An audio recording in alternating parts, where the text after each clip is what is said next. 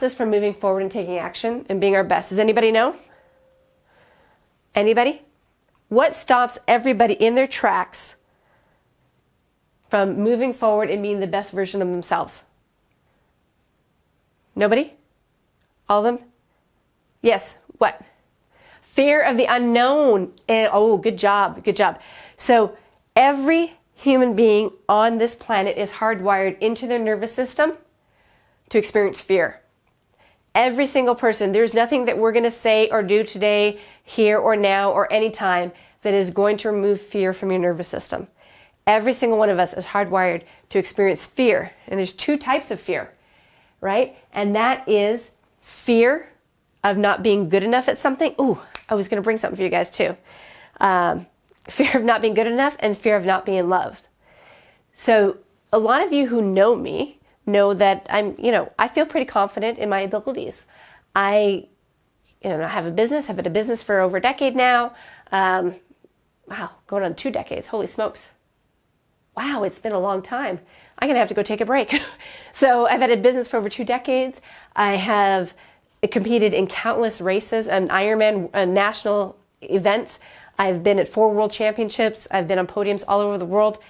So you would think that I feel pretty confident that, hey, I've got this. I can do anything, right? I'm pretty strong, pretty self-confident, pretty self-assured, if you will. I was at a leadership conference about 2 years ago, I want to say, maybe a year and a half. And the last skill we had to deal with breaking through a limiting belief that would be holding us back from being the best leaders for other people.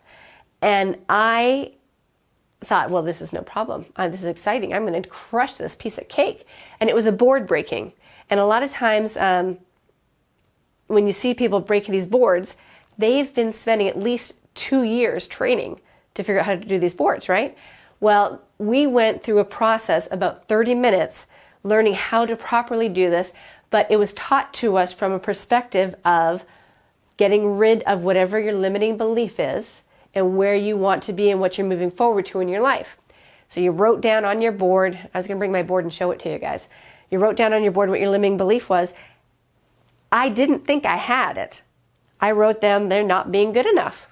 Right? What if I can't do this? This is going to really scare me. So that was one of my fears, not being good enough. And again, we talk about that everybody universally has these fears.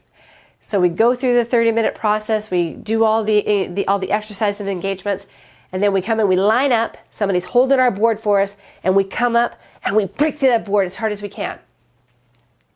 And everybody's getting really excited, except all of a sudden, I'm not very excited.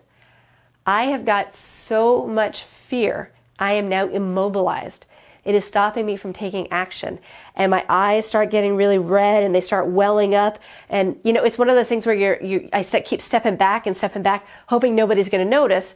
But anybody who looks at you when you're in that state can see all this water in your eyes and see that you're about to lose it completely.